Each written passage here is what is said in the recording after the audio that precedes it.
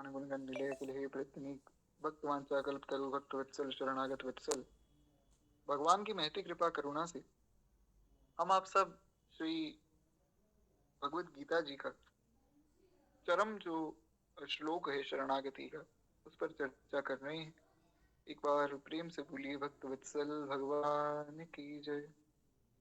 आशा करता हूँ मेरी आवाज जो है क्लियर आ रही होगी आप लोगों को। नारायण। तो हम लोग कल की कथा में चर्चा कर रहे थे कि किस प्रकार से श्री चैतन्य महाप्रभु ने कहा, असुंदर सुंदरो शेखरो वा गुणो विहीनो गुणिनाम्बरो वा द्वेषी मयि स्यात् करुणां बुद्धिं वा श्यामस्यैवाध गति ममाया। श्री चैतन्य महाप्रभु कहते हैं कि मेरे प्रियतम श्री कृष्ण असुंदर हूँ या सुंदरों में शिरोमणि हूँ, या तो भगवान सुंदर बिल्कुल भी ना हो या इतने सुंदर हो कि उनके जैसा कोई दूसरा हो ही ना। वास्तव में बात तो यही है ना कि भगवान से ज्यादा सुंदर कोई नहीं। पर श्री चैतन्य महाप्रभु कहते हैं कि चाहे वे असुंदर भी क्यों ना हो,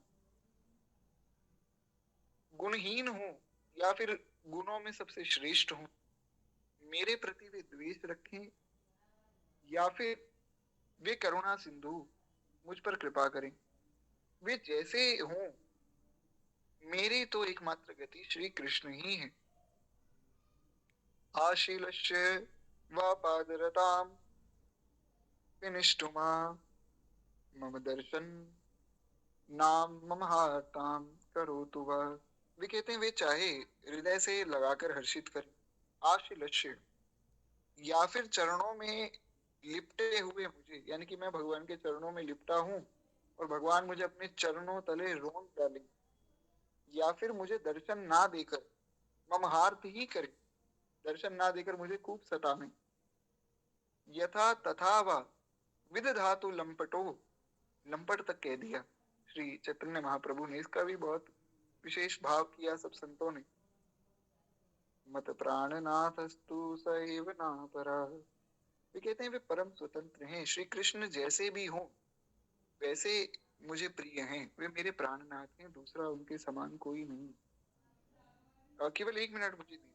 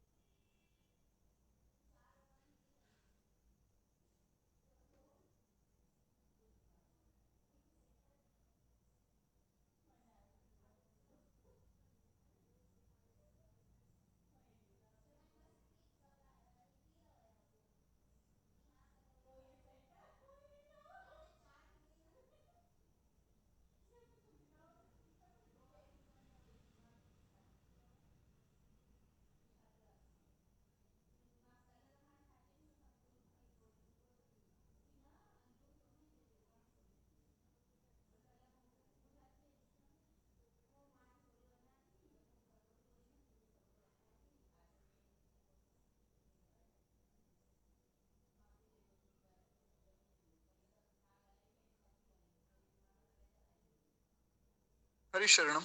आशा करता हूँ कि मेरी आवाज जो है आप लोगों को आ रही होगी क्लियर। नारायण नारायण। क्षमा प्रार्थी हूँ। तो हम लोग श्रवण कर रहे थे, कल की कथा में हमने सुना किस प्रकार से श्री चैतन्य महाप्रभु का वर्णन करते हैं कि भगवान चाहे कैसे भी मुझे रखें, चाहे वे कैसे भी हों, मुझे केवल उन्हीं से ही प्रेम है। बड़ा बड़े प्यारे श्लोक हैं ये शिक्षाष्टकम के, और अवश्य ही सबको जो है इन श्लोकों को पढ़ना भी चाहिए। शिक्षाष्टकम बहुत सुंदर स्वरूप से श्री चैतन्य महाप्रभु ने अपने अनुयायियों को शिक्षा देने के लिए लिखा है। असुंदर सुंदर शेखरो वा गुणाभिहीनो गुणिनाम्बरो वा द्वेषी मयि स्यात् करुणाम्बुधिं वा श्यामस्य एवाद गतिर् ममार्यमा। कहते हैं चाहे मेरे प्रियतम श्री कृष्ण असुंदर हो या सुंदर शिरोमणि हो, गुणहीन हो या गुणवानों में सबसे श्रेष्ठ हो, मेरे प्रति द्वेष रखें या करुणा सिंधु के स्वरूप से मुझे प्रेम करें, वे चाहे जैसे भी, मेरी एकमात्र गति श्री कृष्ण ही है। हमने अभी जो है इस पर चर्चा भी की। अब हम थोड़ा आगे बढ़े, एक बार प्रेम से बोलिए भगवान की जय। मत प्राणनाथस्तु स एव न पर। वे कहते हैं वे चाहे कैसे भी हों, मेरे तो प्राणनाथ केवल श्री कृष्ण ही है, दूसरा कोई नहीं, चाहे वे जैसे भी हो। कहते हैं भगवान की इन बातों की परवाह ना होने से भगवान का ऐश्वर्य, माधुर्य, सौंदर्य, भगवान के गुण, भगवान का प्रभाव आदि ये चले नहीं जाएंगे। ये तो सदा भगवान में विद्यमान है। ऐसा नहीं कि चैतन्य महाप्रभु ने कहा भी चाहे सुंदर हो या असुंदर हो, क्योंकि सुंदर तो वे हैं, सदा सदा से ही हैं। कल हमने इतनी लंबी जो चर्चा हमारी हुई वो इसी बात पर तो हुई। सुंदर सहज राम वैदे, सुंदर सहज राम वैदे। गोस्वामी जी ने पहला शब्द ये लिखा सुंदर। भगवान बड़े सुंदर है महाराज। तो कल हमने बहुत विस्तार में चर्चा की, आशा करता हूँ आप लोगों को याद भी होगा। तो इस प्रकार से भगवान सुंदर है ऐसी बात नहीं हो जाएगी। भगवान तो सदा सदा से सुंदर ही थे और सुंदर ही रहेंगे। पर ये बात है कि हमें भगवान की सुंदरता से प्रेम है, हमें भगवान से प्रेम है। वे सुंदर हैं ये बहुत अच्छी बात है, और हम उनसे इसलिए प्रेम नहीं करते कि वे सुंदर, कि कल को ऐसा हो कि महाराज उससे भी सुंदर कोई व्यक्ति मिल जाए, फिर उससे प्रेम हो जाए, उनसे भी ज्यादा ऐश्वर्य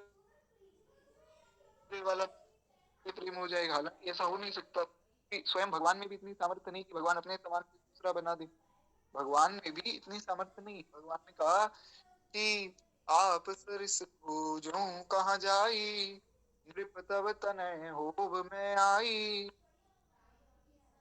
ये मनु जी महाराज, मेरे समान दूसरा कहाँ खोज। अरे मैं ही आपके पुत्र के रूप में आ जाऊंगा। नृप तव तनय होब में, ये आप चिंता मत कीजिए। तो भगवान के समान तो दूसरा कोई नहीं हो सकता है।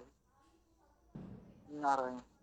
तो इस प्रकार से जो है हमें इस बात को समझना चाहिए कि स्वामी जी महाराज ने निवेदन किया। आशा करता हूँ अब आप लोगों को ये भाव पूर्ण रूप से समझ आया होगा। अब हम आगे बढ़ते हैं। कहते हैं जहाँ गुण प्रभाव आदि को लेकर भगवान की शरण हुआ जाता है, वहां केवल भगवान की शरण ही होती है, प्रत्युत उनके गुणों के प्रभाव के इनके शरण होते हैं। इसलिए ये बात जो है समझनी चाहिए कि अगर हम भगवान की शरण में हैं तो केवल भगवान से ही हमारा प्रेम है। इसलिए श्री चैतन्य महाप्रभु ने कहा यथा तथा व विदधातु लंपटो प्राणनाथस्तु स एव नापता। मेरी आवाज कट रही है क्या?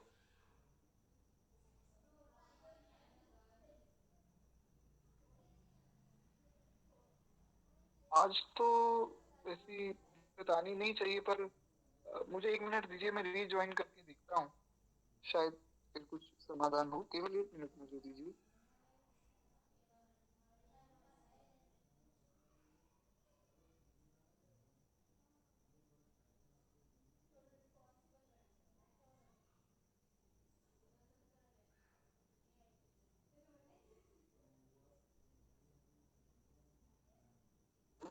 अब देखिए कि अब मेरी आवाज क्लियर है या नहीं।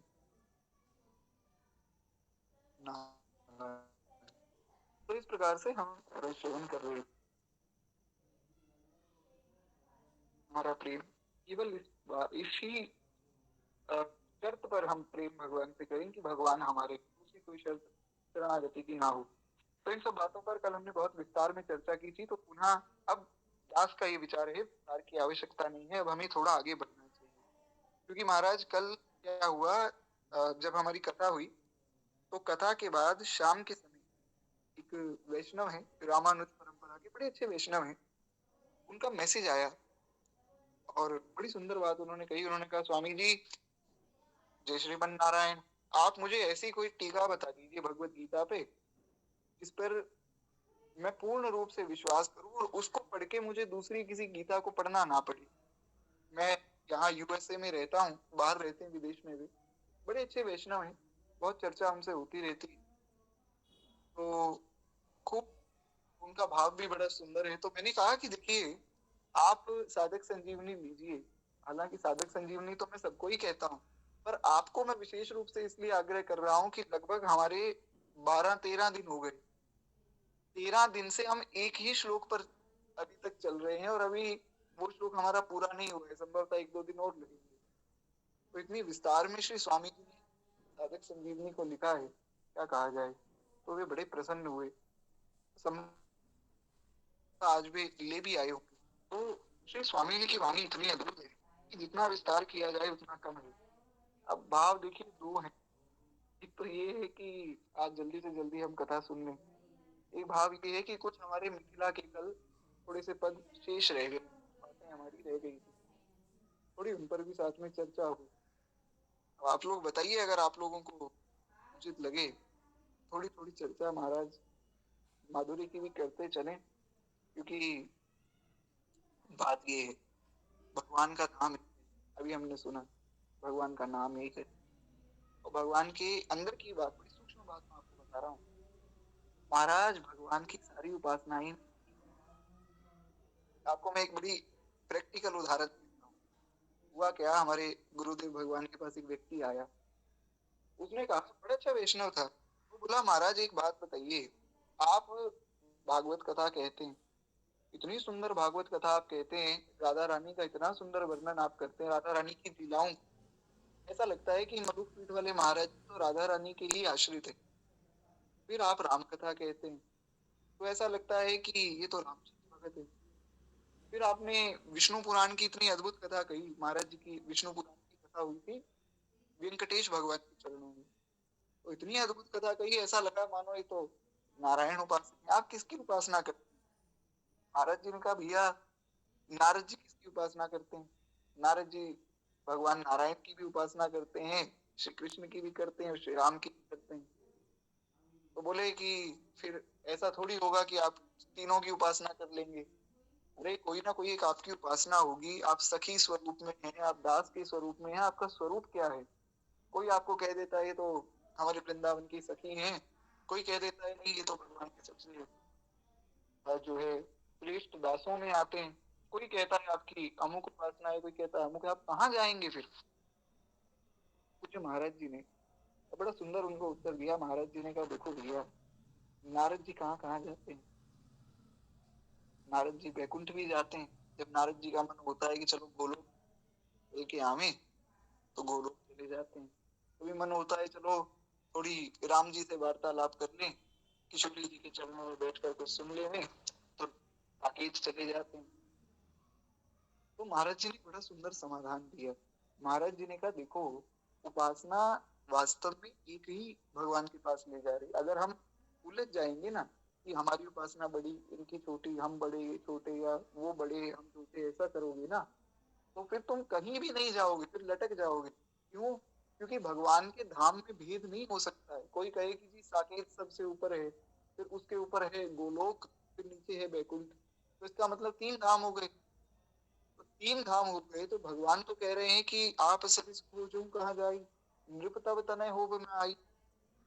तो भगवान ने कहा कि मेरे समान कोई दूसरा नहीं है और ना ही मैं बना सकता हूँ।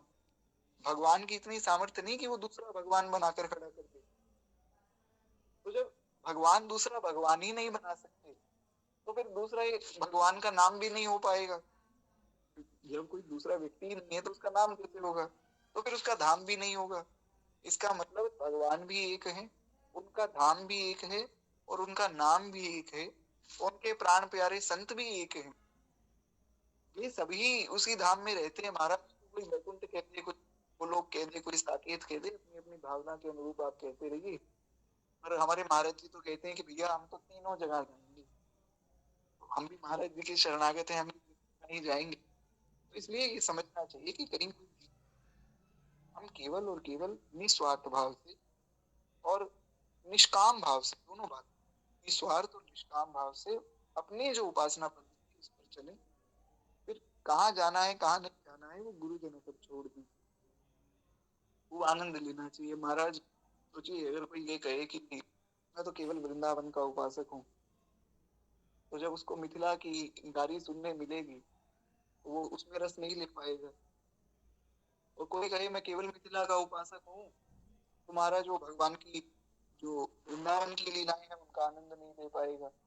और हम यहाँ रोज कथा सुनते हैं, हम रोज कोई ना कोई चरित्र भगवान का सुनते हैं, हम सब लीलाओं का आनंद लेते हैं।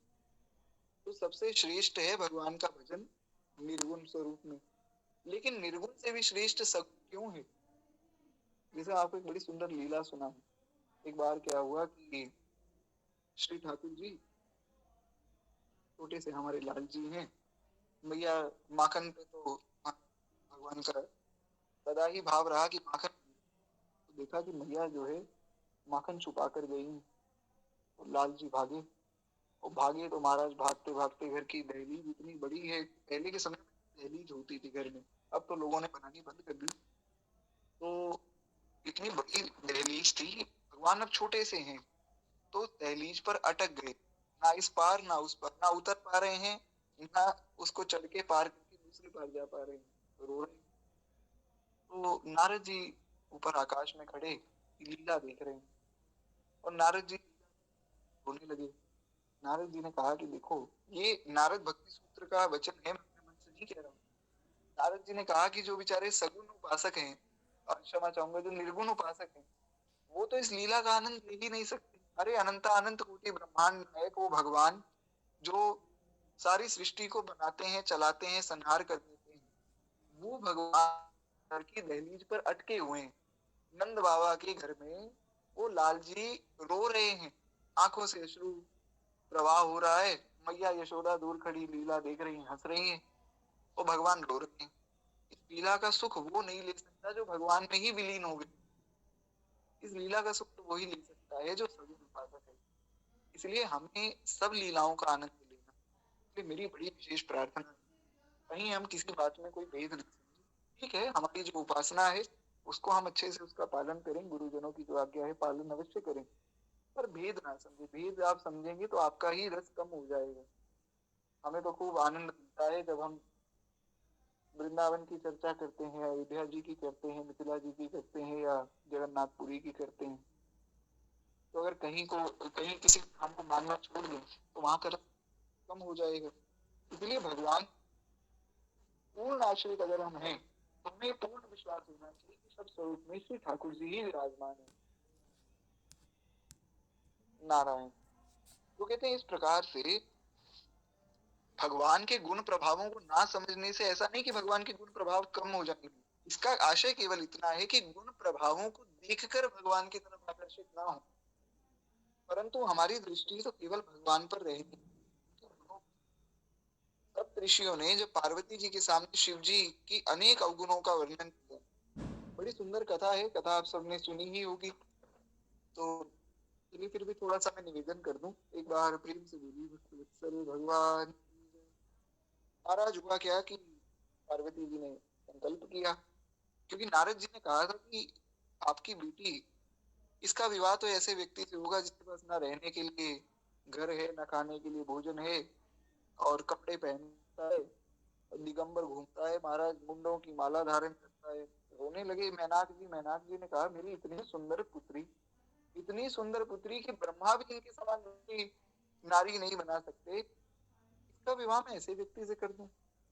नारद जी महाराज कुछ समाधान बताइए। पंडितों के पास बड़े समाधान होते हैं महाराज। कोई ना कोई समाधान अवश्य रहता है, और नहीं भी रहता है तो भगवान की शरण में जाने का समाधान तो सबसे उत्तम है ही। मान लीजिए कोई मेरे पास आए, अब मुझे हाथ आदि देखना तो आता नहीं, और मैं उसको डरा दूं। मैं ऐसे ही करता हूँ, मैं जान के कह देता हूँ कि भैया तुम्हारा तो बहुत बुरा समय है, कभी भी जो है बुलावा आ सकता है। अब वो डर भी गया। अब मैं उसको कह दूं कि भैया भगवान का नाम जपो और गौ सेवा किया करो, तो उससे उसी का ही तो कल्याण होगा। चाहे मैंने झूठ ही बोला कि मुझे हाथ देखना आता है, पर उसका तो कल्याण हो गया। तो ऐसे ही जो ब्राह्मण होते हैं बड़े चालाकी से दूसरे का कल्याण ही चाहते हैं, बुरा नहीं चाहते हैं, पर चालाकी से उसको अच्छा मार्ग बताते हैं। तो नारद जी हैं, संत हैं। नारद जी ने कहा देखो मैनाक जी ऐसा पहले डरा दिया, खूब डराया। बोले महाराज क्या बताऊं, ऐसा वो व्यक्ति होगा कि कई बार तो आपकी पुत्री को ही भूल जाएगा।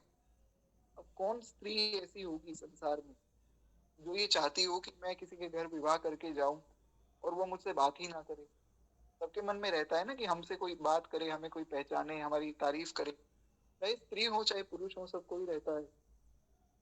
तो आपकी बेटी को बुलाएगा ही नहीं, आंख बंद करके बैठ जाता है और लाखों लाखों सालों तक बैठा रहेगा।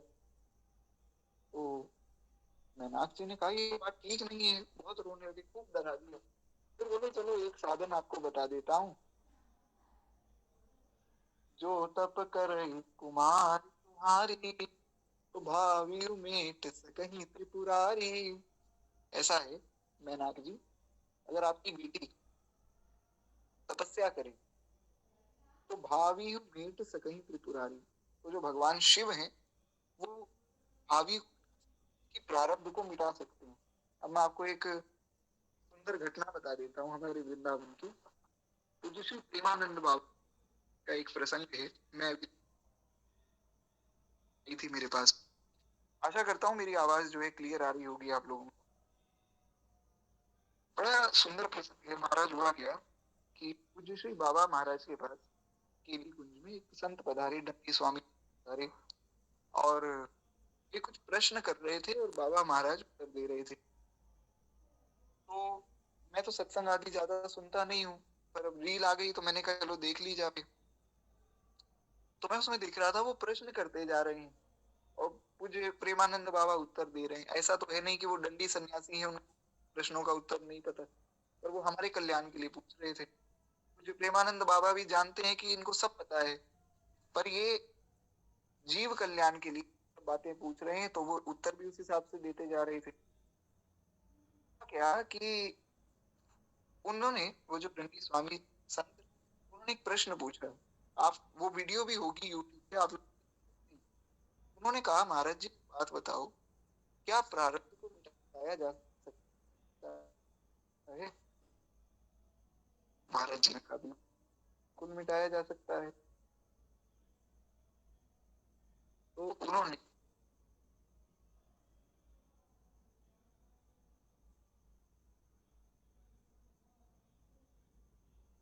श्री प्रेमानंद बाबा इसी चौपाई का आश्रय लेकर अपनी बात को कहा कि जो तप करे कुमारी तुम्हारी, भावी मीट। एक मिनट।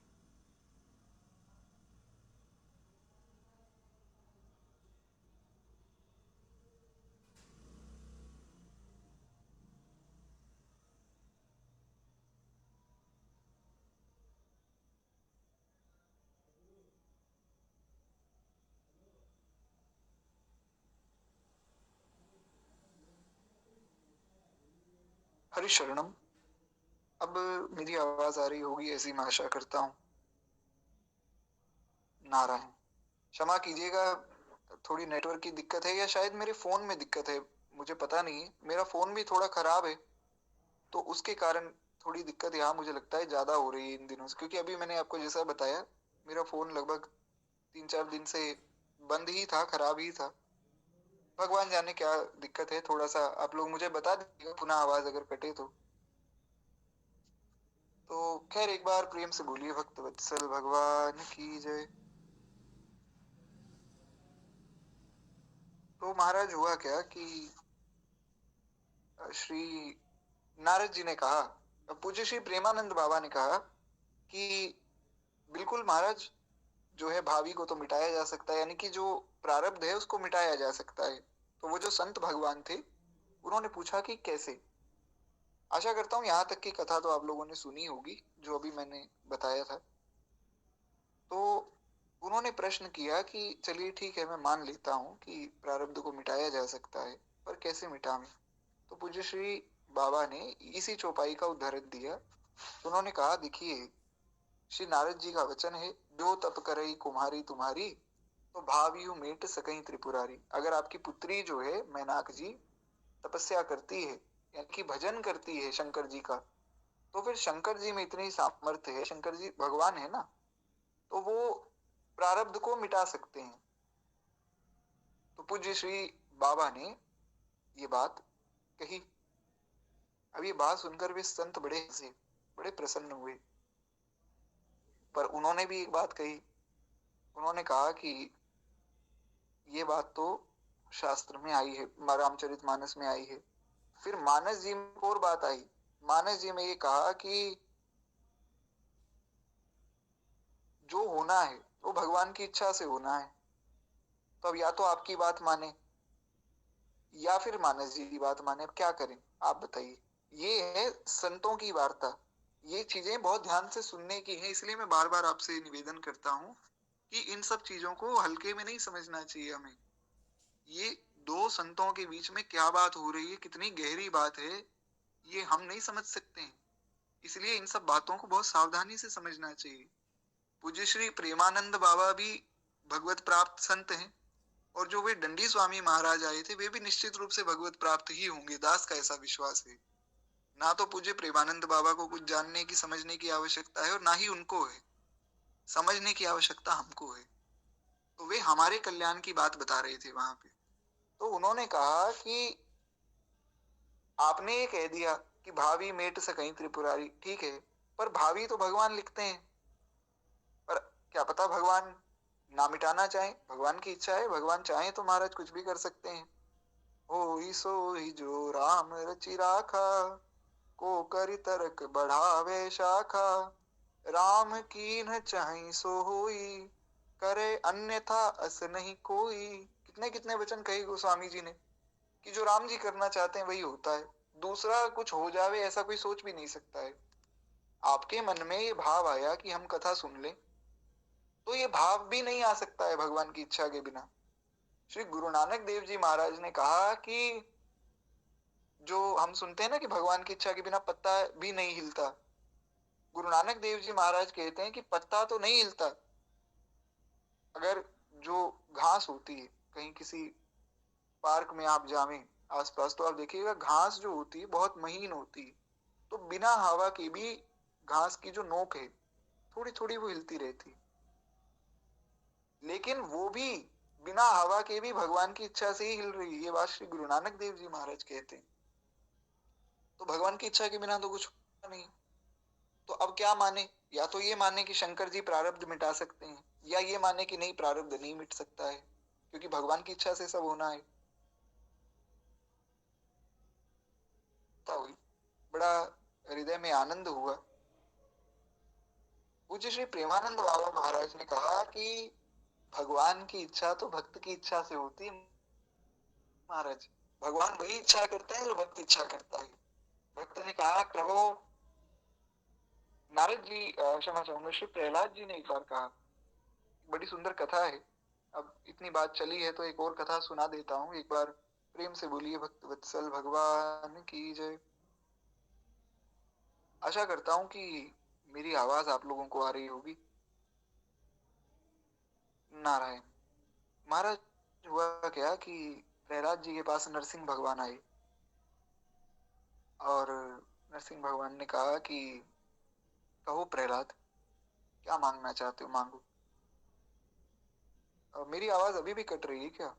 मुझे क्षमा कीजिएगा, ये शायद संभवतः मेरे फोन में ही दिक्कत होगी, क्योंकि इतनी दिक्कत अपने पहले नहीं आई हमारे यहाँ कथा में। नारायण। खैर अच्छा है, भगवान की कृपा से आवाज ठीक आ रही है। एक बार प्रेम से बोलिए भक्त वत्सल भगवान की जय। तो श्री प्रहलाद जी ने कहा, प्रभु मैं तो कुछ नहीं मांगना चाहता हूँ, आप आ गए, आपने दर्शन दिया, बस खूब आनंद है। पर भगवान ने कहा नहीं, मांगना तो पड़ेगा, क्योंकि मेरा जो दर्शन है वो अमोघ है। मेरा दर्शन अगर कोई कर ले तो उसको कुछ ना कुछ तो मैं देता, वरना मेरे दर्शन का महत्व क्या रह गया। कोई कहेगा कि भाई भगवान का किया था, प्रहलाद जी ने क्या मिला फिर उनको। तो मेरा दर्शन अमोघ है, कुछ मांगना पड़ेगा। तो एक कथा तो हमने सुनी थी भक्तमाल जी की शुरुआत में, अगर आप लोगों को याद हो। प्रहलाद जी ने कहा था, ठीक है प्रभु, मैं ये मांगता हूं कि मेरे जीवन में कोई मांग ही ना रहे, कोई सूक्ष्म बीज भी मेरे मन में बैठा हो कामना का, तो वो भी खत्म कर दीजिए, मैं कभी जीवन में कुछ ना मांगू। एक तो ये भाव हो गया। एक कथा और है जो हमारे गुरुदेव भगवान सुनाते हैं, और ये कथाएं आपको कहीं पढ़ने के लिए नहीं मिलेंगी। क्यों? क्योंकि ये जो कथाएं हैं ये पूज्य दादा गुरुदेव भगवान अपने भाव में सुनाते। संतों की कथाएं हैं महाराज। एक हमने राधा रानी की कथा सुनी थी कि जब कंस श्री राधा रानी के पास बरसाने में पहुंचा, तो किस प्रकार से श्री किशोरी जी ने कंस को स्त्री रूप में बना के और फिर जो है गोबर उठाने की सेवा में लगाया था। अब वो कथा आपको कहीं पढ़ने नहीं मिलेगी। वो कथा केवल और केवल पूज्य श्री दादा गुरुदेव भगवान की वाणी से ही सुनने को मिलेगी, और वो वाणी सत्य है। ऐसा नहीं कि वो हुआ नहीं, हमें पढ़ने में नहीं आ रही इसका मतलब ये नहीं हुआ नहीं, क्योंकि संत जो कह रहे हैं, संत की वाणी मिथ्या नहीं होती। खैर, एक बार प्रेम से बोलिए श्री दादा गुरुदेव भगवान की जय। और भी बहुत सी कथाएं हैं यथा। तो हुआ क्या कि एक और कथा आती। प्रहलाद जी ने कहा कि प्रभु ठीक है, अगर आप कुछ देना ही चाहते हैं, महाराज आप इतना आग्रह कर रहे हो, तो ऐसा करो कि संसार में जितने भी पापी मनुष्य हैं सबका उद्धार हो जावे। संत तो यही सोचते हैं, भगवान के जो भक्त हैं वो तो यही सोचते हैं सबका कल्याण हो, सबका मंगल हो। तो ये संत का सबसे बड़ा गुण भी है। अगर किसी के मन में दूसरे की पीड़ा को देखकर पीड़ा नहीं होती है ना, कोई मेरे जैसा कठोर हृदय का व्यक्ति है, तो फिर वो वास्तव में भक्त कहलाने योग्य है नहीं। पूज्य श्री भाई जी महाराज का एक वचन है, परम पूज्य परम श्रद्धेय श्री हनुमान प्रसाद पोद्दार जी महाराज, वे कहा करते थे कि अगर किसी व्यक्ति के घर में मान लीजिए मृत्यु हो गई, अब एक जगह वो व्यक्ति रो रहा है कि मेरी पत्नी की मृत्यु हो गई या मेरे पति की मृत्यु हो गई, अब वो माता जी रो रही हैं कि मेरे पति मर गए, और अब जाकर कहो कि अरे क्या हो गया, पति मर गए तो एक दिन तुम्हें भी मरना है, इसे भी मरना था, वैसे भी कौन सा कोई बहुत अच्छा जीवन था इनका, भजन साधन तो करते नहीं थे, मर गए तो मर गए। बात हालांकि बुरी नहीं है, पर इस बात से उस स्त्री के हृदय में कितनी पीड़ा पहुंचेगी आप नहीं समझते हैं। और उससे भगवान खुश नहीं होंगे, चाहे आपने ज्ञान की बात ही कही है, पर उससे भगवान खुश नहीं होंगे। इसीलिए तो उद्धव जी को भगा दिया ना गोपियों ने। उद्धव जी आए, उद्धव जी ने कहा क्या तुम रोती रहती हो, तुम जानती हो किसके लिए रो रही हो? अरे वो पर ब्रह्म परमात्मा है, वो तुम में भी है, मुझ में भी है, सब में बैठा है वो। अपने अंदर खोजो, वो तुम्हारे अंदर ही है, किसके लिए रो रही हो? श्री राधा रानी ने गाया। अब एक भवरा वहां बैठा था। ये भ्रमर गीत है हमारे वृंदावन का, और इसको जो है एक संत ने हिंदी में गाया। अब ये गीत मुझे पूरा कहीं भी नहीं मिला, मैंने तो बचपन में सुना था महाराज, वो तब से अभी तक याद है प्रभु कृपा से, पर ये मुझे उसके बाद मिला नहीं। मैं ढूंढ रहा हूँ, कहीं मिल जाएगा तो कभी पूरा भी सुनेंगे। तो भ्रमर गीत तो आप लोगों ने सुना ही होगा कथा आदि में। तो एक भंवरा बैठा था, दूर उद्धव जी बैठे समझा रहे थे। किशोरी जी तो किशोरी जी हैं, किशोरी जी सारी बात सुन रही थी। तो किशोरी जी ने महाराज डांट दिया उद्धव जी को, उड़ जा रे भवरे तोहे मारूंगी, उड़ जा रे। श्री राधा रानी कहती हैं कि अरे भवरे उड़ जा, यानी कि भवरे को संकेत करके श्री किशोरी जी उद्धव जी को कहना चाह रही थी कि भाग जाओ यहाँ से। एक तो पहले ही हम बड़े परेशान हैं कि कब कृष्ण मिले, कब हमें दर्शन दें, और तुम यहाँ आ गए हमें उल्टी सीधी बातें बताने। उधो मन ना भये 10-20, एक हूँ तो जो गयो शाम संग। श्री सूरदास जी का पद है, बड़ा प्यारा पद है। गोपियां कहते हैं, उधो मन ना भरे 10-20, एक ही मन था बस हमारा। आप समझा रहे हो कि मन में खोजो भगवान को, मन में ढूंढो, तुम्हारे मन में ही बैठे हैं, अंतरात्मा में ही वे विराजमान है, वो सब ठीक है आपकी बातें। पर एक हूँ तो जो गयो श्याम संग, को अवराधे ईस ऊधो, मन ना भये दस बीस ऊधो, मन ना भये दस बीस। गोपियां कहती हैं कि ठीक बात आप समझा रहे हो उद्धव जी, पर एक हूँ तो जो गयो श्याम संग, किस मन में खोजें? अरे कहाँ खोजें?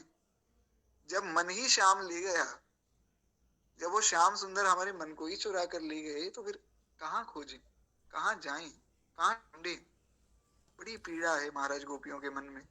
इसलिए गोपियां कह रही हैं, शिथिल भई सब ही माधो बिन, जथा देह बिन सीस,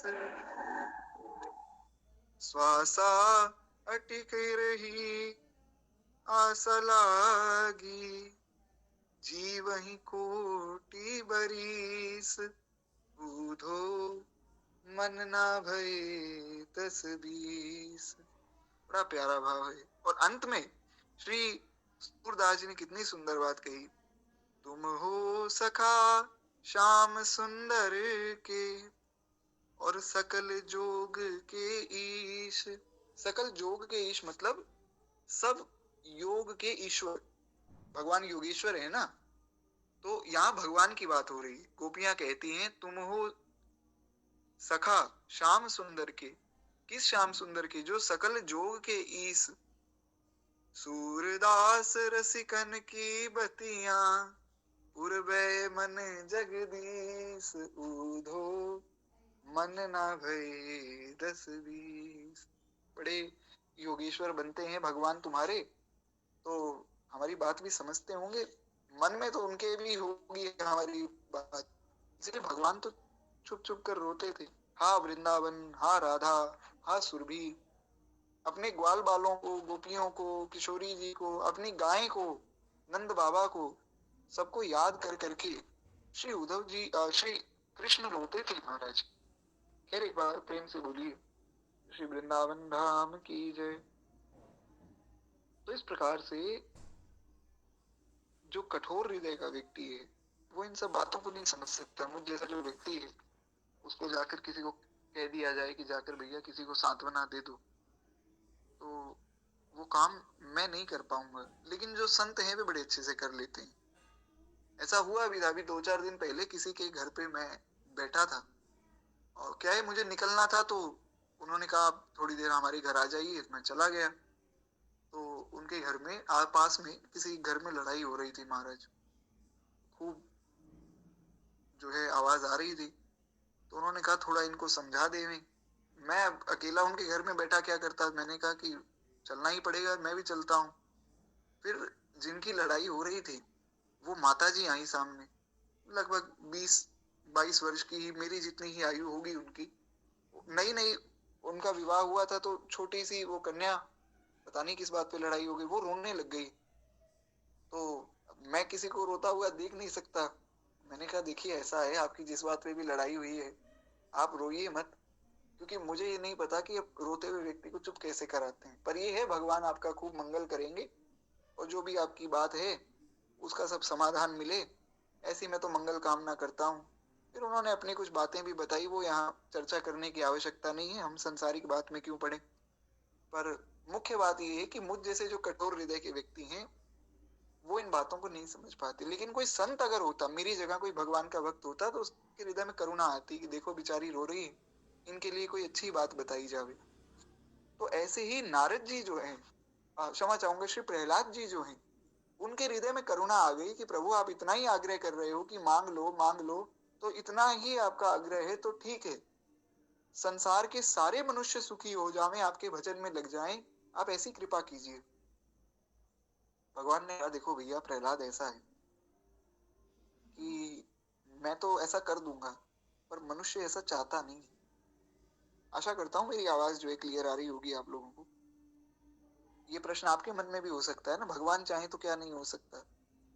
तुम्हारी कृपा से क्या मुश्किल है बिगड़ी का बन जाना। प्रभु चाहे तो महाराज सब भक्त बन जावे, लेकिन बात ये है कि सब बनना नहीं चाहते। भगवान चाहे तो सबको बना दें। भगवान ने कहा है, तज मद मोह कपट छल नाना, करहूं सत्य ते साधु समाना। जो मेरी शरण में मोह को, कपट को, छल को त्याग कर आता है, मैं उसको साधु समान कर देता हूँ, मैं उसको साधु बना देता हूँ। भगवान का तो वचन है, पर कोई आना ही नहीं चाहता ना। किसी को कहा जाए कि भैया थोड़ा भगवान का सत्संग सुन लो, कोई कथा हो रही है चलो, तो वहां मन ही नहीं है। तो फिर ऐसे व्यक्ति का कल्याण भगवान कैसे करेंगे? शुकर जो है, उसका जब मन ही विष्ठा में है, तो उसके सामने कितना ही मेवा पकवान आप रख दीजिए, वो उसको नहीं पाएगा। उसी प्रकार से संसार के जो कलुषित प्राणी हैं, वो सुख ही संसार में मान रहे हैं, और संसार सुख अवश्य देगा आपको, ऐसा नहीं संसार सुख नहीं देगा। संसार में सुख ना होता तो महाराज इतना लोग पागल हुए घूम रहे हैं। क्यों घूम रहे हैं? सुख है तभी तो घूम रहे हैं ना। तो संसार सुख दे देगा, लेकिन आपको आनंद वो भगवान दे सकते हैं, और आनंद जो है हमारा स्वरूप है। दो बातें हैं, दो बड़ी सुंदर उदाहरण है मेरे पास, अगर आप लोग कहें तो मैं आप लोगों को सुनाऊं। एक प्रश्न आया कल व्हाट्सएप पे, एक व्यक्ति हैं जो ग्रुप से काफी पहले से जुड़े हैं, कथा में नहीं आ पाते हैं, पर उनके प्रश्न यदा कदा आते रहते हैं। तो उनका एक प्रश्न आया कल, उन्होंने कहा भैया एक बात बताइए, भगवान की शरण में हम जाना चाहते हैं, तो भगवान की शरण में जाने के लिए तो काम को, क्रोध को, इनको त्यागना पड़ेगा। तो मेरे मन में तो बहुत काम है, मुझे सताता है। और गंभीर प्रश्न है, थोड़ा सावधानी से सुनिएगा। उन्होंने कहा जो है, किसी स्त्री शरीर को देखता हूं तो मैं बड़ा आकर्षित हो जाता हूँ, फिर मन में ग्लानि होती है कि अरे मैं तो भगवान का भक्त बनना चाहता हूँ। तो ये तो प्रकृति का नियम है ना, काम होगा, क्रोध होगा, ये तो हमारे बस में थोड़ी है। तो प्रकृति का नियम है, हम इसके विरुद्ध कैसे जावें? तो मैंने उन्हें कहा देखिए, प्रकृति का नियम है ये आप इसलिए मान रहे हैं क्योंकि आपने खुद को शरीर मान लिया। यही तो अर्जुन का प्रश्न था। भगवत गीता का मूल प्रश्न क्या है? अर्जुन ने कहा कि प्रभु, अगर मैं अपने परिवार वालों को मारूंगा, फिर इनकी जो स्त्रियां हैं वो अपने धर्म से विचलित होंगी, वो किसी पर पुरुष का संग करेंगी, फिर उनसे वर्ण संकर संतानें पैदा होंगी, फिर कुल का नाश हो जाएगा। तो मूल प्रश्न ये हो गया ना कि अर्जुन ने परिवार को अपना मान लिया। भगवान ने यही तो समझाया कि ना तो तू इस शरीर का है और ना ये परिवार तेरा है। तो ऐसे ही अगर हम ये माने कि नहीं हम तो शरीर हैं, तो प्रकृति का जो लॉ ऑफ नेचर है वो तो फिर हमें ऐसा लगेगा कि हम उसके विरुद्ध जा रहे हैं। पर ऐसा नहीं, हमारा जो सच्चा स्वरूप है भगवान का दासत्व है। तो जब हम अपने सच्चे स्वरूप में आएंगे तो हमें समझ आएगा कि हम कहीं कोई सुख छोड़ नहीं रहे हैं, बल्कि हम आनंद की ओर बढ़ रहे हैं। जो संसार का झूठा सुख है, इसको छोड़कर हम जा रहे हैं आनंद की ओर। तो आनंद ही हमारा वास्तविक स्वरूप है, सुख स्वरूप नहीं है हमारा। क्योंकि सुख ही हमारा स्वरूप होता है। तो मैं आप लोगों से प्रश्न करूं, मान लीजिए आप में से किसी को क्या, सबको ही बढ़िया गुलाब जामुन बहुत पसंद है। तो हम लोग कहीं श्रीधाम वृंदावन में मिले, एक साथ सब लोग बैठे हैं और ऐसे ही कथा चल रही है। और कथा के बाद मान लीजिए आप में से कोई आया और कहे कि आप भगवान को, राधा रमन लाल जी को भोग लगाकर गुलाब जामुन लाए, सब लोग पाइए। हम सब पाएंगे और महाराज सबको बड़ी प्रसन्नता होगी कि चलो कथा सुनी भगवान की, प्रसाद भी मिल गया। फिर कहें कि और पा लीजिए, तो और भी पालेंगे। एक समय ऐसा आ जाएगा जब आपको लगेगा कि ठीक है, प्रसाद है, खूब प्रणाम है, अब कल पालेंगे और अब नहीं पा सकते हैं। क्यों? क्योंकि जो संसार की वस्तु है वो अगर सुख आपको दे रही है तो सुख आपका परमानेंट नहीं हो सकता है। किसी को फोन चलाने में बड़ा आनंद है, लोग कहते हैं भाई दिन रात हमारे बच्चे तो फोन ही चलाते रहते हैं। ऐसे मेरे पास भी कई प्रश्न आए, पर मैंने उन सबको यही कहा कि महाराज मैं तो खुद ही एक बालक हूँ, मैं आपके प्रश्न का क्या समाधान करूं, और मैं खुद बहुत फोन चलाता रहता हूँ, इधर उधर व्यर्थ चर्चा करता रहता हूँ लोगों से। तो किसी का फोन भी बहुत अगर कोई चलाता हो तो भी एक समय ऐसा आएगा जब उसका मन भर जाएगा कि बस अब और नहीं मैं चला सकता हूँ। क्योंकि संसार की वस्तु सुख देती है और आनंद। आपको मैं कहूं कि महाराज आज की कथा जो है 3 घंटे की होगी, क्या किसी को कोई आपत्ति है कि नहीं 3 घंटे की क्यों होगी?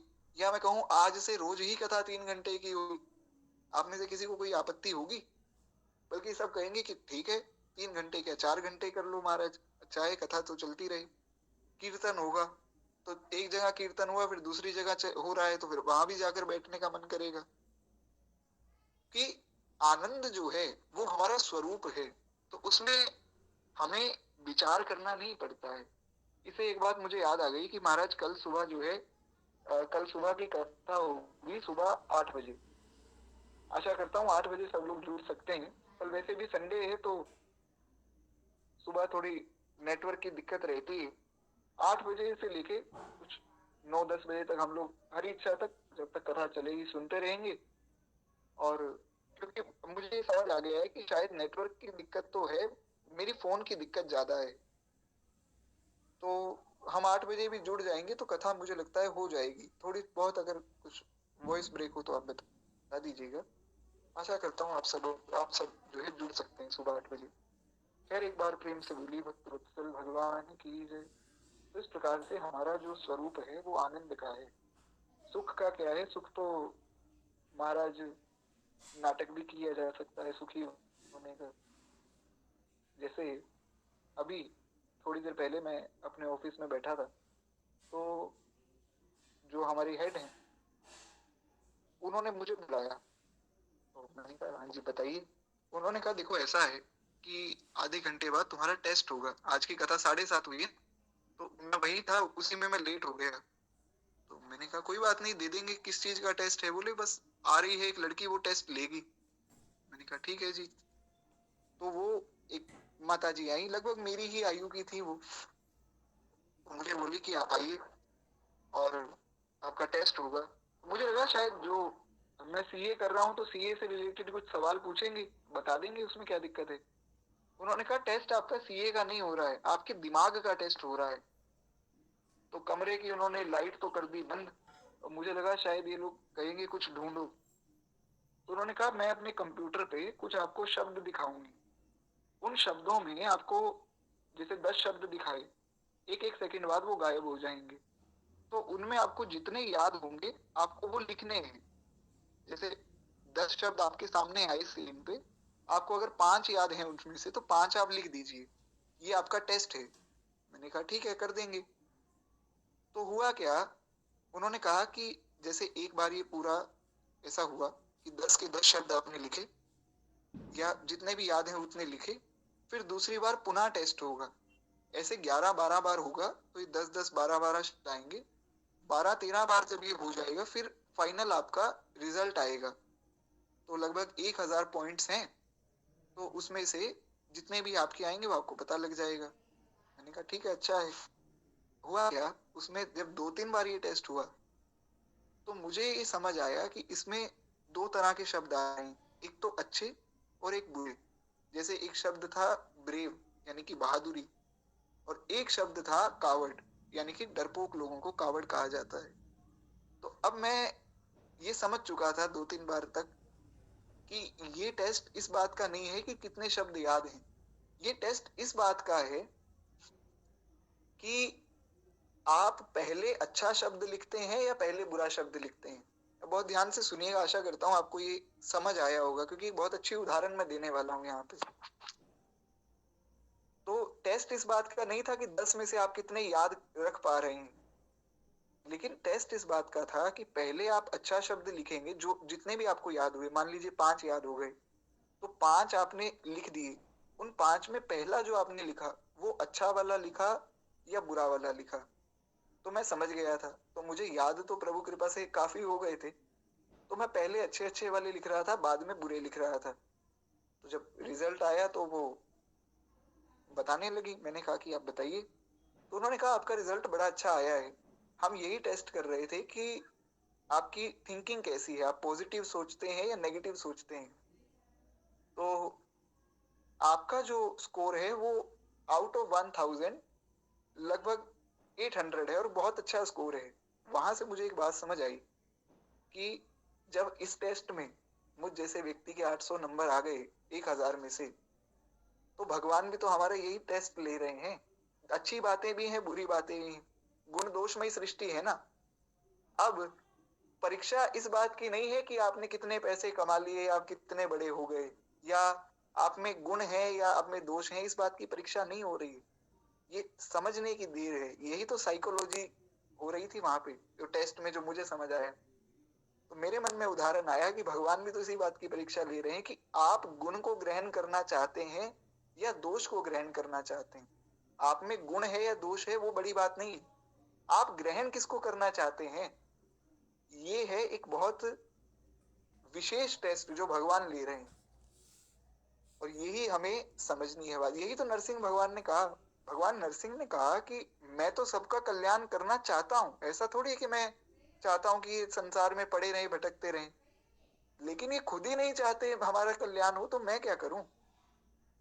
आशा करता हूं आप लोगों को ये समझ आया होगा, क्योंकि थोड़ा सा ये गंभीर उदाहरण था। तो और मेरी आवाज भी आ रही होगी, शायद कट नहीं रही होगी, ना रहे। तो इस प्रकार से हमें बात समझनी चाहिए कि हमारा जो भाव है वो शुद्ध हो। हम भगवान के संतों की जो बात है उनको मानने के लिए तैयार रहें। मान पा रहे हैं नहीं मान पा रहे हैं अलग बात है, पर संत जो आज्ञा करें हम उस पर चलने का प्रयास तो करें। करत करत अभ्यास जड़मति होत सुजान, श्री कबीरदास जी ने कहा कि अभ्यास करने से तो जो मूर्ख है वो भी सुजान हो जाता है। इसलिए प्रयास करना चाहिए। प्रयास ही हमारे जीवन में हो सकता है, और तो हम कुछ कर भी नहीं सकते। एक छोटी सी घटना और याद आ गई, अब आप लोग कहें तो मैं सुना देता हूँ। बड़ी सुंदर घटना है। भगवान का जो भक्त है ना वो निडर होता है, वो बड़ा बहादुर होता है। क्यों? क्योंकि उसको पता है कि भगवान मेरा मंगल तो होने नहीं देंगे। एक बार एक दंपति, दोनों पति पत्नी प्लेन में बैठे, और प्लेन में बैठे और उनको कहीं जाना था। लगभग 2-3 घंटे की उनकी फ्लाइट थी। हुआ क्या कि उस प्लेन में लगभग आधा घंटा उनको उड़ते हुए हुआ, तो उनको लगा बस 1-1.5 घंटा और है, फिर तो हम पहुंच ही जाएंगे। तो जो उनकी पत्नी थी वो आंखें बंद करके आराम से सो गई, और जो पति थे वे जाग रहे थे, वे भगवान के भक्त थे, तो खूब नाम जप रहे थे भगवान का। इतने में आवाज आई कि प्लेन जो है क्रैश होने वाला है, अब आप लोगों को कोई नहीं बचा सकता, भगवान को छोड़कर किसी का सहारा नहीं है। तो लोग डर गए कि प्लेन जो है वो क्रैश हो चुका है, या जो भी हुआ भगवान जाने क्या हुआ, ये प्लेन गिरने वाला है, कुछ देर में गिर जाएगा, सब मर जाएंगे, सब खत्म हो जाएगा। तो सब घबरा गए। ऐसी स्थिति हो सभी घबरा जाते हैं। तो वो जो माता जी थी वो भी घबरा गई, अपने पति को बोली। उनके पति बड़े शांत बैठे थे और नाम जप रहे थे, सीताराम राम राम राधे श्याम श्याम श्याम। बड़ा सुंदर सूत्र है। ऋषि मुनि क्या योगी ध्यानी, और क्या पीर पैगंबर, खाली हाथ यहाँ से लौटे दारा और सिकंदर। साथ किसी के गया न जग से, ये चांदी और सोना, जितनी राम ने भर दी चाबी, उतना चले खिलौना। सीताराम राम राम राधे श्याम श्याम श्याम। जीवन मौत का खेल है पगले, काहे का रोना धोना, जितनी राम ने भर दी चाबी, उतना चले खिलौना। खूब आनंद से वे तो इस भजन का आनंद ले रहे थे। तो आशा करता हूँ मेरी आवाज आ रही होगी, क्षमा चाहूंगा बार बार पूछना पड़ रहा है, पर थोड़ा सा आप लोग मेरी स्थिति को समझेंगे। नारायण। तो उनकी जो पत्नी थी वो डर गई, वो बार बार अपने पति को हिलाएं। उनकी पत्नी को लगा कि शायद जो मेरे पति हैं इनको बहुत गहरा सदमा लगा है। कभी किसी व्यक्ति को बहुत गहरा सदमा लग जाता है ना, तो फिर उसको मारा पीटा जाता है। जैसे मान लीजिए किसी की मृत्यु हो गई, तो कई बार ऐसा होता है कि किसी की मृत्यु हो जाती है तो घर के सब सदस्य रो रहे हैं, एक सदस्य नहीं रो रहा है, तो सब उसको मारने लग जाते हैं। ऐसा हुआ, मैंने एक जगह देखा। तो मैं अपने पूज्य दादाजी महाराज के साथ था। मैंने कहा कि ये तो बड़ी गलत बात है, वो बेचारा शांत बैठा है, उसको सब मार रहे हैं।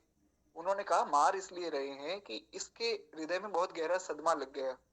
अगर ये अभी नहीं रोएगा ना, तो फिर इसके भी हालत खराब हो जाएगी, बाद में इसकी तबीयत इतनी बिगड़ जाएगी कि इसकी भी मृत्यु हो सकती है। इसलिए अभी जो उसका दुख कम हो जावे, रोकर वो दुख कम कर ले, इसलिए मार रहे हैं। तो ऐसा ही उनकी पत्नी को लगा। उनकी पत्नी उनको खूब मारने लगी कि अरे हम मरने वाले हैं, इतने निश्चिंत बैठे हो, क्या बात हो गई, कभी भी प्लेन गिरेगा, हम मर जाएंगे। उस व्यक्ति ने क्या किया कि अपना ब्रीफ केस खोला, उसमें से रिवॉल्वर निकाली, अपनी पत्नी के मस्तक पे रख दी। तो बोले कि बताओ क्या लग रहा है तुम्हें। उनकी पत्नी ने कहा कि इस स्थिति में भी तुम्हें मजाक सूझ रहा है, अरे हम मरने वाले हैं। तो उस व्यक्ति ने एक बड़ी सुंदर बात कही। उन्होंने कहा भरोसो दृढ़ इन चरणन केरो, भरोसो दृढ़ इन चरणन केरो, ऐसा हमारा, ऐसी शरणागति हमारी हो नारायण। कहते हैं इस प्रकार से सप्तऋषियों ने भी पार्वती जी के पास जाकर, आखिर हम जो प्रसंग सुन रहे थे वो तो बीच में ही रह गया। तो पार्वती जी की तपस्या हो रही थी। जो तप करई कुमारी तुम्हारी, भावी मीट सकई त्रिपुरारी।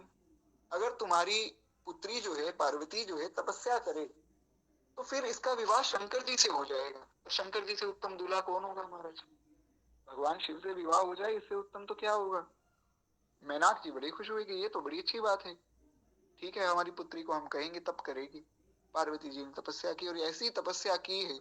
आप शिव पुराण कभी पढ़ के देखिए, किसी ने अगर पढ़ा हो शिव पुराण को, या रामचरितमानस में भी मैंने आपको सुनाया था, अगर आपने सुना हो, महाराज बड़ी कठोर तपस्या श्री पार्वती जी ने की, जबकि वे भगवती जगदम्बा हैं, फिर भी इतना कठोर तप किया श्री शंकर जी को पाने के लिए। तो बहुत उसका भी विस्तृत वर्णन है, कभी पुनः समय मिलेगा तो हम सुनेंगे। अभी हम प्रणाम करें उस प्रसंग को। तपस्या कर ली शंकर जी ने, अब स्वयं परीक्षा ली। पहले ऐसा होता है, आपको एक प्रोसेस बता देता हूँ। अगर हम सोचें कि भगवान हमारी परीक्षा ले रहे हैं और ऐसा क्यों कर रहे हैं, वैसा क्यों कर रहे हैं, लोग कहते हैं ना, अरे भगवान तो हमारी बड़ी परीक्षा लेते हैं, भगवान हमारा बुरा ही चाहते हैं। ऐसा नहीं, क्योंकि पहले परीक्षा होती है अपने मन की, मन ही परीक्षा ले रहा होता है। फिर उसके बाद परीक्षा शुरू होती है माया की, फिर माया परीक्षा लेती है, भगवान नहीं लेते हैं। माया की परीक्षा में अगर कोई पास हो जावे, फिर महाराज भगवान परीक्षा लेते हैं कि ये ऐसा कौन भक्त है जो माया से भी ऊपर उठ गया, उसकी परीक्षा भगवान लेते हैं। जैसे कोई व्यक्ति किसी पर केस करे, तो पहले वो केस सीधा सुप्रीम कोर्ट में नहीं जाएगा, पहले वो डिस्ट्रिक्ट कोर्ट में जाएगा, फिर वो हाई कोर्ट में जाएगा।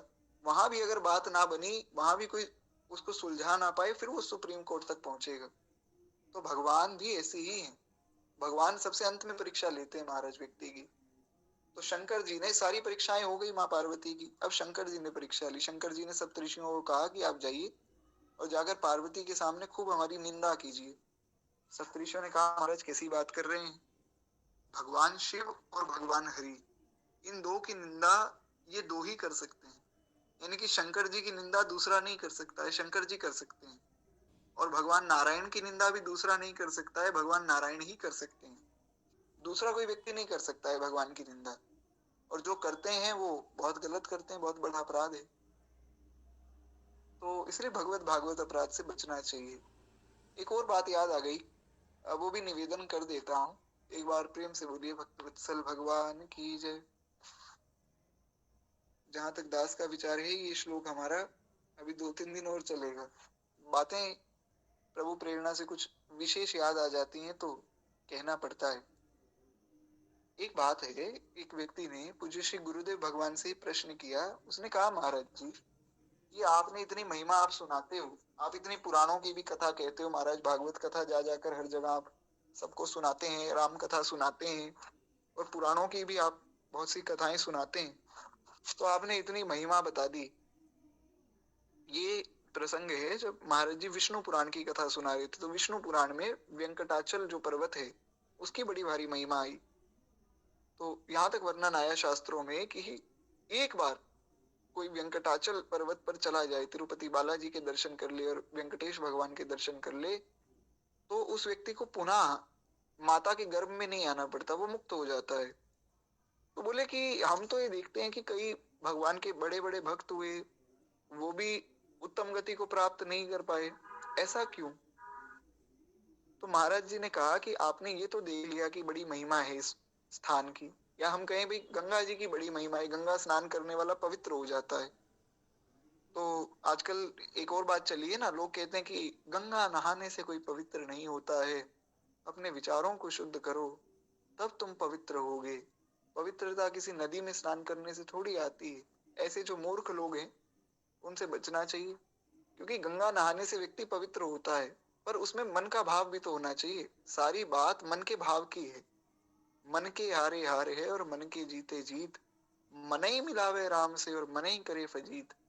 कबीरदास जी ने कहा मन ही राम जी से मिलाएगा और मन ही तुम्हें फजीत कर देगा। मन से तुमने मान लिया, गंगा जी में आप स्नान करके आए, काफी लोग गए होंगे आप में से, गंगा जी का स्नान किया होगा, गंगा जी यमुना जी संभवतः सबने ही किया होगा एक बार तो जीवन में। आपने स्नान कर लिया गंगा जी यमुना जी में, अब आपने पक्का विश्वास कर लिया कि भाई गंगा जी की महिमा है कि जो स्नान करता है वो पाप मुक्त हो जाता है। आपके मन में पक्का विश्वास हो गया कि मैं पाप मुक्त हूं, तो आप हो गए, विश्वास मानिए आप हो गए। और आपने मन में सोचा कि अरे गंगा स्नान तो कर लिया, मैं पाप मुक्त हुआ नहीं, फिर कितनी बारी डुबकी लगा लो महाराज, नहीं होगे पाप मुक्त। बात विश्वास की है, बिनु विश्वास भगति नहीं। तो महाराज जी ने कहा कि एक तो बात ये है, दूसरी बात ये है कि इतनी महिमा जो आई, भी तिलक लगाओ, कंठी पहनो, फिर अंत काल में भगवान की स्मृति होगी, मुक्त हो जाओगे, फिर भी लोग मुक्त क्यों नहीं होते? क्योंकि वो अपराध भी तो कर रहे हैं ना। इसीलिए आज की कथा की शुरुआत मैंने इसी बात से की कि भगवत भागवत अपराध से हम बचें। अपराध ये कर रहे हैं कि हम तो जी कृष्ण उपासक हैं और नारायण भगवान की निंदा कर रहे हैं। तो एक तरफ तो कहते हैं हम कृष्णदास हैं और दूसरी तरफ भगवान नारायण की निंदा कर दी। या कोई भी हो, किसी, मैं एक परंपरा को, किसी संप्रदाय को नहीं कह रहा हूँ, हाथ जोड़कर निवेदन करूं, मैं केवल एक बात कह रहा हूँ। कोई कहे मैं राम उपासक हूँ और राम उपासक होकर शंकर जी की निंदा कर दी, तो ये अपराध भी तो हो रहा है। एक तरफ तो खूब प्रभाव उसका मिल रहा है भजन का और एक तरफ अपराध कर रहे हैं, तो सब मिट जाता है। इसलिए भगवत और भागवत दो अपराधों से हम बचें। भगवान के भक्त के प्रति अपराध ना बने और भगवान के प्रति अपराध ना बने, इन दो बातों का हमें ध्यान रखना चाहिए। जो इन दो बातों का ध्यान रखता है, विश्वास मानिए, उसकी बड़ी जल्दी उन्नति होती है इस मार्ग में। बस दो बातों का आप ध्यान रखिए कि ना तो भगवान के भक्त की कभी आप निंदा करें, ना भगवान के किसी भी स्वरूप की, किसी भी धाम की, किसी भी मंदिर की, भगवान के प्रसाद की आप निंदा ना करें। इन दो अपराधों से बचेंगे तो आपको बहुत जल्दी भगवान की प्राप्ति हो जाएगी। एक बार प्रेम से बोलिए भक्त वत्सल भगवान की जय। तो महाराज ऐसा ही हुआ। हम चर्चा यही कर रहे थे कि शंकर जी जो हैं, शंकर जी की निंदा तो केवल शंकर ही कर सकते हैं ना। तो शंकर जी ने कहा कि आज मैं तुम लोगों को छूट देता हूँ, मेरा आशीर्वाद है कि तुम्हें कोई पाप नहीं लगेगा, मेरा वचन है। तुम जाओ और पार्वती के सामने मेरी निंदा करो, उनको कह दो कि अरे शंकर जी से क्या विवाह करोगे। और खूब महाराज सप्तऋषियों ने निंदा की कि अरे तुम कहाँ शंकर जी से विवाह करने जा रही हो, अरे उनके पास तो रहने के लिए घर ही नहीं है, पर्वत पे रहते हैं और ना ही उनके पास कुछ खाने के लिए भोजन है और ना ही कुछ कमाते हैं, पैसे भी नहीं है। बहुत सी बातें उन्होंने कही। अब हम शंकर जी की निंदा थोड़ी कर सकते हैं यहाँ पे बैठकर। आप समझ गए होंगे, ऐसी मैं आशा करता हूँ कि उन्होंने खूब ऐसी बातें कही। तो सब सप्तऋषियों ने कहा ऐसा करो, आपको हम एक और उत्तम वर बताते हैं। आप शंकर जी से विवाह करना चाहती हो ना, उनसे भी उत्तम एक वर है हमारे पास, वो है नारायण। लक्ष्मीपति हैं, लक्ष्मी जी के संग रहते हैं।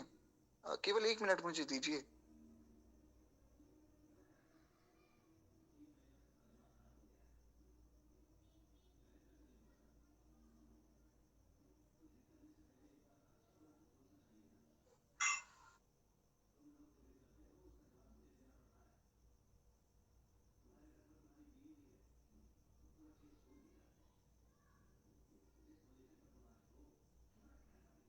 नारायण। आशा करता हूँ मेरी आवाज जो है क्लियर आ रही होगी। एक बार प्रेम से बोलिए भक्त वत्सल भगवान की जय। तो इस प्रकार से सप्तऋषियों ने जाकर कहा कि आपके लिए हम एक उत्तम दूल्हा लाए हैं, वो है नारायण। आप नारायण से विवाह कर लो।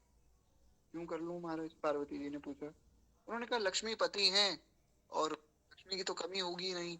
बैकुंठ में रहते हैं, क्षीर सागर में रहते हैं, दूध के तो समुद्र में ही रहते हैं। और कौस्तुभ मणि है, वक्षस्थल में विशाल जो है मालाएं हैं, इतना सुंदर स्वरूप है। और शंकर जी तो जो है कपाटों की माला धारण करके और महाराज भस्म लगा लेते हैं शरीर पे। शंकर जी हैं बड़े सुंदर। जब शंकर जी अपने विवाह में सज के आए ना, तो एक बार को तो भगवान भी शर्मा गए। भगवान ने कहा ये तो मुझसे भी सुंदर हैं। शंकर जी का स्वरूप बहुत सुंदर है। कर्पूर गौरम करुणावतारम संसार सारम भुजगेंद्रहारम सदा वसंतम हृदयाल विंदे भवम भवानी सहितम नमामि। बोले भूत भावन भोलेनाथ भगवान की जय। कर्पूर गौरम, इतने गोरे हैं शंकर कि कपूर भी उनके सामने फीका लगता है महाराज। वो तो भस्म लगा लेते हैं ना, तो इस कारण से उनका स्वरूप गोरा नहीं। सुंदर तो वे उसमें भी लगते हैं, जैसे हमारे महाराज ठाकुर जी हैं, चाहे वे बड़े काले हैं पर छीन ले हंस के सबका ये मन, सखी मेरो राधा। काले अवश्य हैं पर स्वरूप बड़ा सुंदर है भगवान का। वैसे ही शंकर जी बड़े सुंदर हैं। तो बहुत समझाया सप्तऋषियों ने कि अरे विष्णु जी से विवाह कर लो। विष्णु जी बहुत सुंदर हैं, बहुत पैसा भी है, बहुत बलशाली भी हैं। और शंकर जी पे भी जब संकट आता है तो भगवान नारायण ही शंकर जी को भी बचाते हैं। तो श्री पार्वती जी ने बड़ा सुंदर उत्तर दिया। पार्वती जी ने कहा कि देखिए आपकी बात सारी सही है, ठीक है, पर महाराज अगर आप पहले आए होते ना, नारद जी से पहले आप आ जाते तो मैं आपकी बात मान के भगवान नारायण से विवाह कर लेती। पर पहले मेरे गुरु जी आए, नारद जी आए। नारद जी ने कहा कि बेटी तुम्हें शंकर जी से विवाह करना है तो मैं गुरु जी की बात नहीं त्यागूंगी। वही बात हमने सुनी थी, राम तजू पर बिसार। तेजो बाई ने कहा राम तजू, कोई दिक्कत नहीं है भगवान को छोड़ने में, पर गुरु ना बिसारो। इसलिए मैंने गुरु जी की बात पहले मानी। ऐसे ही हम भगवान के हैं और भगवान हमारे हैं के बाद जब दृढ़ हो जाएगी तो ये समझ आएगा कि अब चाहे कोई भगवान से अच्छा हो, हालांकि भगवान से अच्छा कोई है नहीं, ना हो सकता है। अच्छा छोड़िए, भगवान के बराबर भी कोई नहीं हो सकता है। जैसे पतिव्रता नारी कहती है कि मेरे पति से अच्छे चाहे कितने ही पुरुष हों, पर जिनको मैं अपना पति मान चुकी हूँ उनको छोड़कर मैं पर पुरुष को नहीं देखूंगी। ये उत्तम पतिव्रता का लक्षण है। उत्तम पतिव्रता का जो लक्षण आया श्रीमद शिव पुराण में, वो ये है, वाल्मीकि रामायण में भी इसका वर्णन है। उत्तम पतिव्रता कौन? जिसको अपने पति को छोड़ के दूसरा कोई पुरुष दिखता ही ना हो, मन में दूसरा कोई पुरुष हो ही ना, वो है उत्तम पतिव्रता। एक उदाहरण दूं आप लोगों को, अगर आप लोग कहें तो। सबसे उत्तम पतिव्रता का चरित्र हमने परसों की कथा में भी सुना। श्री मीराबाई। मीराबाई आई सनातन गोस्वामी का दर्शन करने। आशा करता हूँ आपको मेरी आवाज आ रही होगी। तो स्वामी जी का नियम था महाराज कि वो स्त्रियों का जो है स्पर्श नहीं करते थे। स्त्रियों को उनके कक्ष में जाने की अनुमति भी नहीं थी। तो पुराने संतों की मर्यादाएं थी, आजकल तो सब मर्यादाएं नष्ट भ्रष्ट हो रही। एक बार एक माता जी आई मलुक पीठ में रोती हुई और हमारे गुरुदेव भगवान, तब मलुक पीठ का बहुत ज्यादा निर्माण नहीं हुआ था, निर्माण हो रहा था। तो महाराज जी का कक्ष था, ऊपर महाराज जी विराजते थे। वो माता जी आई रोते रोते, बोली महाराज जी आपको एकांत में कुछ बात बतानी है। महाराज जी ने कहा देखो माता जी ऐसा है, हम एकांत में स्त्रियों से बात नहीं करते हैं। हमारा नियम है, हमें हमारे गुरु जी ने नियम दिया है कि एकांत में किसी स्त्री से बात नहीं करनी, हम नहीं करेंगे। हमारे ये जो दो तीन शिष्य खड़े हैं, बड़े विश्वास पात्र हैं, इनके सामने ही जो बात कहनी कहो। तो फिर उन्होंने अपनी बात भी बताई कि ऐसे ऐसे मैं एक जगह कुछ पैसे देकर आई थी मंदिर निर्माण के लिए। फिर वो एक कोई बहुत बड़ा सेठ आ गया, उसने कहा मंदिर निर्माण का सारा खर्च मैं दूंगा। फिर मैंने सोचा कि शायद मेरे पैसे सेवा में लगे ना लगे, तो मैं वो पैसे वापस ले आई। फिर अब मुझे कल भगवान ने आकर स्वप्न में कहा, राधा रानी ने कहा कि मलुक पीठ में जो महाराज जी का नाम लेके, महाराज जी का नाम आप सब जानते ही हैं, गुरुजनों का नाम नहीं लिया जाता है, तो महाराज जी का नाम लेकर राधा रानी ने कहा मलुक पीठ में वे संत विराजमान है, उनको पैसे दे दो, उनके स्थान का निर्माण होने वाला है, उसमें उपयोग हो जाएगा, मंदिर बन जाएगा। और आश्चर्य की बात ये थी कि ये घटना हुई उससे आधे घंटे पहले दीन बंधु दास जी हैं, जो महाराज जी के बड़े अच्छे शिष्य हैं, वो आए महाराज जी के पास और महाराज जी को कहा महाराज जी अब हमें बाजार से तो कर्ज मिल नहीं रहा है। महाराज जी ने कहा क्यों? बोले लोग कर्ज देने से मना कर रहे हैं, और आप तो आप हैं, आप सबको हाँ कर देते हैं, तुम भी पैसे ले लो, तुम भी पैसे ले लो, तो अब निर्माण का कार्य रुक जाएगा। महाराज जी ने कहा रुक जाएगा तो रोक दो। तो अब दीन बंधु दास जी ने अपनी मर्यादा में रहते हुए, ऐसा नहीं कि गुरु जी को डांट दिया, ऐसा नहीं, पर मर्यादा में रहते हुए दीन बंधु दास जी ने कहा कि गुरु जी ऐसा है महाराज जी, आपने तो कह दिया रोक दो, पर ऐसे थोड़ी होता है कि मंदिर बन रहा है, मंदिर बनते बनते कैसे रोक दें। तो महाराज जी हंसने लगे। महाराज जी ने कहा कोई बात नहीं, चिंता मत करो, भगवान का मंदिर है, भगवान व्यवस्था करेंगे। आधे घंटे बाद वो माता जी आ गई, पैसे चाहिए थे 2.5 लाख रुपए, और वो माता जी एक पोटली छोड़कर गई। माता जी ने कहा ये पैसे मैं आपके चरणों में छोड़कर जा रही हूँ, आप मंदिर बनाओ, आश्रम बनाओ, गौशाला बनाओ, कुछ भी बनाओ महाराज, मुझे मेरी राधा रानी ने कहा है कि आपके पास पैसे रखने हैं, मैं रख के जा रही हूँ। उसमें पैसे निकले 4.5 लाख रुपए। तो 2.5 लाख का काम भी हो गया, और जो और कर्ज था वो भी सब चुक गया। तो तो करते ही हैं। खैर एक बार प्रेम से बोलिए भक्त वत्सल भगवान की जय। तो इस प्रकार से हम चर्चा कर रहे थे एकांत में संतों का नियम था, स्त्रियों का भी संग नहीं करते थे एकांत में भी। तो सब शिष्यों ने कहा, बोले गोस्वामी जी तो स्त्रियों को नहीं देखते हैं। मीराबाई ने कहा कि तो स्वामी जी पुरुष हैं क्या? सब शिष्य थोड़ा गुस्सा हुए, कह रहे आपको बोलना नहीं आता है, आप मर्यादा में रहकर बोलिए, संत के बारे में ऐसी बात बोल रही हैं। मीराबाई ने कहा नहीं, हम तो ये समझती थी कि वृंदावन में श्री कृष्ण को छोड़कर दूसरा कोई पुरुष ही नहीं है। आपके स्वामी जी खुद को पुरुष समझते हैं क्या? तो क्या वे श्री कृष्ण के समान हो गए? इतनी बात कहने की देर थी, महाराज सनातन गोस्वामी जी को जैसे ही पता लगा, दौड़ कर आए हैं श्री मीराबाई का दर्शन करने।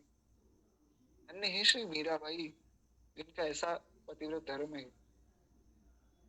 मुझे श्याम प्यारे की दुल्हन बना दो, आजीवन श्याम सुंदर की ही दुल्हन भी रही। एक बार प्रेम से बोली श्री मीराबाई की, बड़ा अद्भुत है श्री मीराबाई का स्वरूप। दास को सौभाग्य भी मिला, जयपुर के पास आमेर में मंदिर है जगत शिरोमणि, उसमें श्री कृष्ण है और साथ में श्री राधा रानी नहीं है, साथ में श्री मीराबाई है। और वो एकमात्र मंदिर ऐसा है जिसमें साथ में श्री मीराबाई खड़ी। लगभग 400 साल वो पुराना है, बड़ा सुंदर मंदिर है। वहाँ के जो पंडित जी हैं उनसे दास ने काफी प्रश्न भी किए उस मंदिर के विषय में। बड़ा सुंदर वहाँ का स्वरूप है। आप में से कोई अगर जयपुर आदि जावे तो वहाँ दर्शन कर सकते हैं नारायण। तो कहते हैं इस प्रकार से पार्वती जी ने कहा कि अगर आप पहले आ जाते तो मैं आपकी बात मानती, पर आप मेरे गुरु जी के बाद आए हैं, गुरु जी ने कह दिया इनसे विवाह करना है, तो चाहे उनके पास कुछ भी ना हो मैं उनसे ही विवाह करूंगा। ऐसे ही स्वामी जी महाराज कहते हैं कि शिव जी का त्याग करने के लिए जब कहा तो पार्वती जी ने कहा महादेव विष्णु सकल गुण धाम, जेहि कर मुनि रम, जाहि सन तेहि तेहि सन काम। कहते हैं श्री पार्वती जी ने कहा कि महादेव अगुण भवन, भले ही महादेव के भवन हूँ, और विष्णु सकल गुणों के धाम हो, भगवान विष्णु में सारे गुण। ऐसा है नहीं महादेव में सब गुण है, पर आशा करता हूँ आप समझे होंगे बात क्या हो रही है। निंदा करने के लिए कहा था ना शंकर जी ने, तो पार्वती जी ने कहा चाहे इनमें सारे अवगुण और विष्णु जी में सारे गुण, लेकिन महाराज ऐसा है कि जिसका जिससे प्रेम हो जावे, फिर प्रेम में व्यक्ति गुण अवगुण थोड़ी देखता है। गुण अवगुण सब तुमको अर्पण। एक बड़ी अंदर की बात आपको बता देता हूँ, प्रेम में प्रेमी गुण अवगुण नहीं देखता है। संसार में भी ऐसा होता है। अभी कहना तो नहीं चाहिए, बड़ा संसारिक सा उदाहरण है, पर भगवान की प्रेरणा हुई है तो चलिए कह देता हूँ, थोड़ा सावधानी से समझिएगा। एक व्यक्ति हैं, जो साथ में ही ऑफिस में काम करते हैं, तो मुझे बोले कि भैया एक लड़की से जो है मैं विवाह करना चाहता हूँ, मुझे बड़ी अच्छी लगती है। मैंने कहा अच्छी बात है महाराज, करो विवाह। बोले पर तो उनका जो भाई है वो भी हमारे ऑफिस में ही है, वो बोला कि यार वो लड़की ना थोड़ा सा वाणी से बड़ी कड़वी है, बहुत कड़वा बोलती है। मैंने कहा फिर उसमें मैं क्या कहूँ, आपकी इच्छा है, विवाह करना है नहीं करना है, जिसका जहाँ संबंध है वो भगवान बनाते हैं।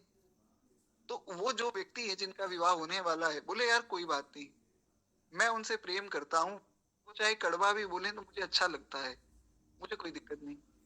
तो मुझे तब ये प्रसंग समझ आया, ये चौपाई जो है, तब मुझे और अच्छे से समझ आई कि श्री पार्वती जी ने कहा कि जिसकी जिससे बात बन गई, जिसका जिससे प्रेम है, वो उससे ही काम रखता है। वो चाहे अच्छा हो बुरा हो, उससे उसको कोई मतलब नहीं। जिसका प्रेम है जिससे, अब हमारा प्रेम भगवान से है। अब भगवान बहुत अच्छे हैं, वो तो है ही, पर वो बहुत बुरे भी हो तो भी हमारा प्रेम तो बना रहना चाहिए ना। अब आपको एक रहस्य की बात बताओ, एक बार प्रेम से बोलिए भक्त वत्सल भगवान की जय। बड़ी गुप्त बात है, बहुत ध्यान से समझिएगा। ये सोच रहे हैं कि महाराज हमारा भगवान से प्रेम है, भगवान अच्छे हैं या बुरे हैं उससे हमें क्या मतलब। तो भगवान भी अपने धाम में बैठकर यही सोच रहे होंगे कि मेरा भक्त है, चाहे अच्छा है चाहे बुरा है तो मेरा, तो मुझे क्या मतलब अच्छा है या बुरा है। हम बैठकर सोच रहे हैं अरे हम तो बड़े अवगुणी हैं, भगवान अपनाएंगे या नहीं। तो क्या पता ठाकुर जी ये सोच रहे हो कि अरे बेचारे में अवगुण है तो क्या हो गया, है तो हमारा ही। इसीलिए हमारे ब्रज के रसिकों ने कहा कि कभी तो लाडली पूछेगी ये कौन पढ़े दरबार, किशोरी कुछ ऐसा इंतजाम हो जाए, जुबां पे राधा राधा राधा नाम हो जाए, बस हम आपका नाम ले और पड़े रहें धाम में, और कुछ नहीं चाहिए। पड़े रहेंगे, कभी ना कभी तो श्री किशोरी जी के मन में आएगा कि इतने समय से ये पड़ा ही कौन व्यक्ति है, कौन है ये स्त्री, कौन है ये पुरुष। तो इस बात को करके समझना चाहिए। अब ज्यादा तो हमारी चर्चा नहीं हो पाई है, जिस लोग के लिए हम जुटे थे। शायद इतनी सब कथाओं के बीच में आप लोगों ने ध्यान दिया हो, पर महाराज जितनी चर्चा हमारी कल हुई थी ना, उसके बाद सिर्फ 4 ही लाइन हम सुन पाए हैं, और लगभग 1.5 घंटा हो गया है। तो बड़ी कृपा है भगवान की। अब हम इस चर्चा में हमारा समय सार्थक हुआ, कल हम पुनः जुड़े 8 बजे। 8 बजे का समय सबको अनुकूल होगा ऐसी आशा करता हूँ। पुनः फिर हम लोग कल यहीं से आगे चर्चा बढ़ाएंगे, और हरी इच्छा तक कथा चलेगी। अब वो 8 बजे तक चले, 10 बजे तक चले, 11 बजे तक चले, कल थोड़ा समय लेकर आप सब आइएगा, ये मेरी प्रार्थना है। तो अभी हम वाणी को यही विश्राम देंगे। बार प्रेम से बोलिए भक्त वत्सल भगवान की जय, बाल कृष्ण भगवान की जय, उमापति महादेव की जय, सब संतन की जय, सब भक्तन की जय। आज की आनंद